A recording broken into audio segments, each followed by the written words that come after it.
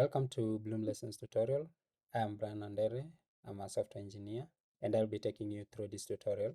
Did you know that with AWS Fargate on EKS, you get to focus on building and deploying your container application rather than on managing the infrastructure? Yes, we are going to uncover that in this tutorial by deploying an AWS EKS Fargate cluster with an application load balancer, an ACM certificate for TLS, and also with infrastructure as code using Terraform. So what exactly are we going to cover? We are going to set up our infrastructure as code, configure an OIDC provider for our cluster. That's for the load balancer controller to be able to assume an IAM role, which will allow it to manage application load balancers for our setup. Then now we're going to install the load balancer controller, configure the ACM certificate for our load balancer controller and our domain name. Then now we're going to set up a default backend and then install 2 demo applications. Then we'll finish our setup with a sample game that will be part of our 2 demo applications. So what do you need for this setup? You need access to an AWS account. It's preferable that you have administrator access. You need to ensure that you've installed AWS CLI, which we'll use to configure our credentials on our local machine. Then you need access to a registered domain.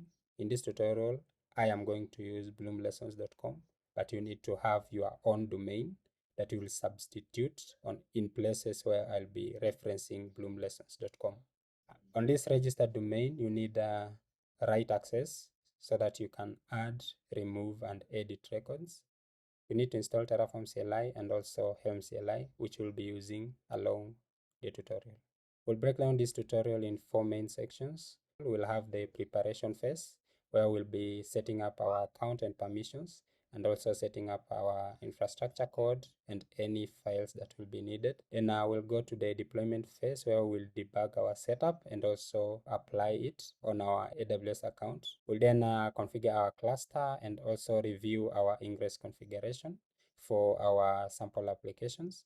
And then after that, we'll finish by testing our sample applications, which will be 3, but one of these applications will be the default backend. Then the other 2 will be demo applications. One of them will be a React application on Next.js, and the other one will be a game application using a public ECR image.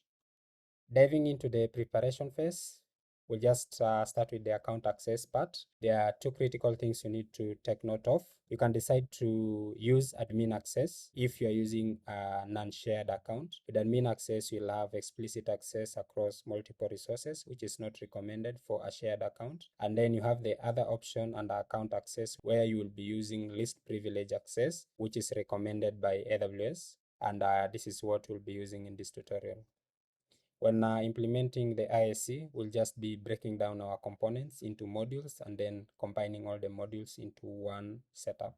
Then we'll also prepare our load balancer controller, Helm charts, values.yaml. Basically, this is the values.yaml file that will pass our custom values for our cluster and for our setup into the chart that will be installing the load balancer controller. Then lastly, we'll prepare the YAML files for the Kubernetes manifests that will install our demo applications and our default backend. It's good to note also that this tutorial is mainly practical, so you are encouraged to follow along and also look for time to just work on this while we go through the tutorial. Something else to note is that the resources that we'll be managing in this tutorial will be charged.